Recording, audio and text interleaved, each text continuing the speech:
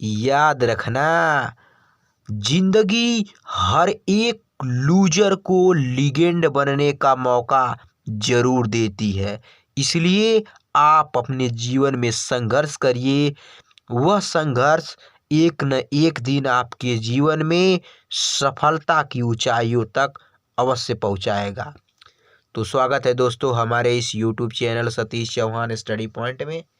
तो आज की इस वीडियो में हिंदी कक्षा 9 पद्य पाठ 6 पुनर्मिलन के भाग 2 के बारे में अध्ययन करेंगे। तो चलिए शुरुआत करते हैं। शिथिल शरीर वसन वृषंखल, कबरी अधिक अधीर खुली। छिन्न पत्र मकरंद लूटिसी, ज्यों मुरझाई हुई कली। नव कोमल अवलंब साथ में, वय किशोर उंगली पकड़े। चला आ रहा मौन धैर्य सा, अपनी माता को जकड़े, अपनी माता को जकड़े। थके हुए थे दुखी बटोही, थके हुए थे दुखी बटोही, वे दोनों ही माँ बेटे। खोज रहे थे भूले मनु को, खोज रहे थे भूले मनु को, जो घायल होकर लेटे, जो घायल होकर लेटे। तो इस पद्यांश में कवि जयशंकर प्रसाद ने श्रद्धा और मनु की बड़े ही मार्मिक दुर्दशा के बारे में वर्णन किया है। किस प्रकार वर्णन किया है आइए देखिए। शिथिल माने स्थिर, शरीर माने शरीर, वसन माने वस्त्र, विशृंखलन माने खुले हुए। यानी कवि जयशंकर प्रसाद जी बता रहे हैं कि श्रद्धा का शरीर निरंतर चलने के कारण थक गया है, उसके वस्त्र अस्त व्यस्त हो गए थे।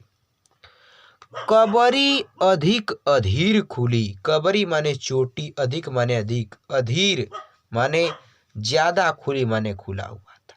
यानी कह रहे हैं कि उनके जो बालों की चोटी थी वह खुली हुई थी, अधिक अधीर खुली, और उनके चेहरे पर अधिक मासूमियत दिखाई दे रही थी। उनका चेहरा बहुत उदास दिखाई दे रहा था। ऐसा लग रहा था कि छिन्न पत्र मकरंद लूटिसी, ज्यों मुरझाई हुई कली। छिन्न माने फैले हुए, पत्र माने पत्ते, मकरंद माने मकरंद के समान, लूटी सी माने लूटे हुए। जिस प्रकार मुरझाई हुई कली मिस, मुरझाए हुए कली मिस कली, कि जिस प्रकार मकरंद के पत्ते की कली टूट जाने पर मुरझाई हुई प्रतीत होती है, ठीक उसी प्रकार का यहाँ श्रद्धा का चेहरा दिखाई दे रहा था। वो मनु की याद में चारों तरफ भटक रही थी। किस तरह भटक रही थी, कैसे, देखिए। नव कोमल अवलंब साथ में, वय किशोर उंगली पकड़े। चला आ रहा मौन धैर्य सा, अपनी माता को जकड़े, अपनी माता को जकड़े। नव मिस नए, कोमल मिस सुंदर, अवलंब मिस बिना लंब के, बिना आधार के, साथ मिस साथ में। वय माने वयस्क, किशोर माने किशोर, उंगली पकड़े मिस उंगली पकड़े। कि आगे कवि जयशंकर प्रसाद जी बता रहे हैं कि उस स्त्री के साथ एक नवीन किशोर आयु का कोमल और सुंदर बालक था। वह बालक अपनी माँ की उंगली पकड़े हुए उसके साथ जा रहा था। यह दृश्य बड़ा ही मार्मिक था। आगे बता रहे हैं कि क्या था। थके हुए थे दुखी बटोही, वे दोनों ही माँ बेटे। खोज रहे थे भूले मनु को, जो घायल हो कर लेटे, जो घायल हो कर लेटे। नहीं बता रहे हैं कि थके हुए थे दुखी बटोही। बटोही माने पथ के मार्ग में चलने वाले साथी, जो राहगीर होते हैं, वे दोनों दुख के कारण थके हुए थे, क्योंकि वे माँ बेटे, वे दोनों ही माँ बेटे, वे माँ बेटे दुख के कारण थक गए थे। वे मनु को दर दर भटक रहे थे, परंतु उन्हें मनु नहीं मिल रहे थे। खोज रहे थे भूले मनु को, जो घायल होकर लेटे। वह मनु को दर बदर खोज रहे थे, जो भूलकर अपने स्थान को, अपने घर को छोड़कर पता नहीं कहाँ चले गए थे। इसलिए वह माँ बेटे मनु को खोज रहे थे, और वह मनु घायल होकर एक स्थान पर लेटे हुए थे, गिरे पड़े हुए थे। तो काव्यगत सौंदर्य के अंतर्गत इसमें रस में श्रृंगार और करुरस का प्रयोग किया गया है। अलंकार में अनुप्रास और उपमा अलंकार है। आइए आगे बढ़ते हैं, देखते हैं। ईड़ा आज कुछ द्रवित हो रही, दुखियों को देखा उसने, पहुंची पास और फिर पूछा, तुमको बिसराया किसने, इस रजनी में कहाँ भटकती हो, जाओगी तुम बोलो तो, जाओगी तुम बोलो तो इस पद्यांश में कवि जयशंकर प्रसाद ने श्रद्धा के मन की मार्मिक व्यथा को वर्णन किया है। किस प्रकार किया है, आइए देखते हैं। ईड़ा आज कुछ द्रवित हो रही है। ईड़ा माने पीड़ा, दुख, दर्द। आज कुछ बेचैन हो रही है। दुखियों को देखा उसने, कि देखा कि कोई दुखी स्त्री उसके सामने खड़ी हुई है।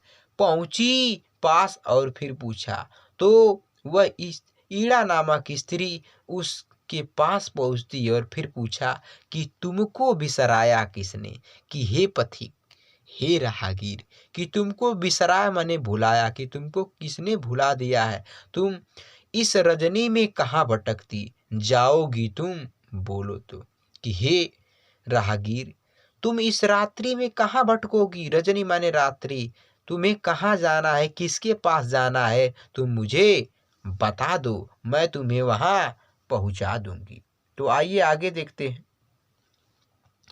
बैठो आज अधिक चंचल हूँ, व्यथा गांठ निज खोलो तो, जीवन की लंबी यात्रा में खोए भी हैं मिल जाते, जीवन है तो कभी मिलन है, कट जाती दुख की रातें, कट जाती दुख की रातें। आगे श्रद्धा बता रही हैं कि बैठो आज अधिक चंचल हूँ, कि वह ईड़ा बता रही है कि वह ईड़ा मतलब पीड़ा, अर्थात वह दुख की स्थिति एक मायावी स्त्री का रूप धारण किए हुए उस स्त्री से पूछ रही है, उस श्रद्धा से पूछ रही कि बैठो, कि हे स्त्री आप बैठो, आज अधिक चंचल हूँ, कि आज मैं बहुत चंचल हूँ।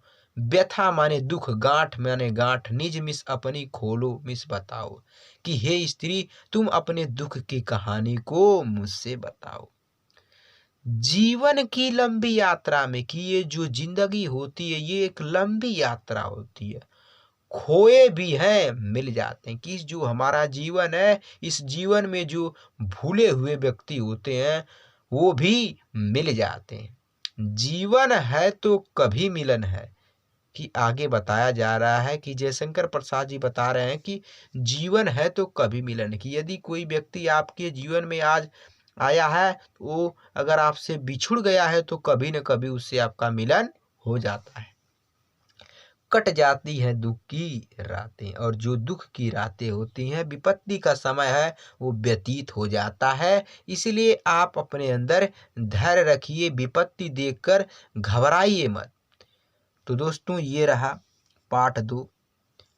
काव्यगत सौंदर्य के अंतर्गत अलंकार में करुण रस का प्रयोग किया गया है, और रस में करुण रस का प्रयोग किया गया है। अलंकार में उपमा और अनुप्रास अलंकार का प्रयोग किया गया है। ठीक है दोस्तों, आज की वीडियो यहीं तक। यदि वीडियो पसंद आए तो इसे लाइक, शेयर और कमेंट करिए। यदि चैनल पर नए तो प्लीज़ चैनल को सब्सक्राइब कर लीजिए और बेल आइकन को प्रेस कर दीजिए, ताकि आने वाली वीडियो की नोटिफिकेशन मिलती रहे। तो अगले वीडियो मिलेंगे, तब तक के लिए बाय बाय, धन्यवाद।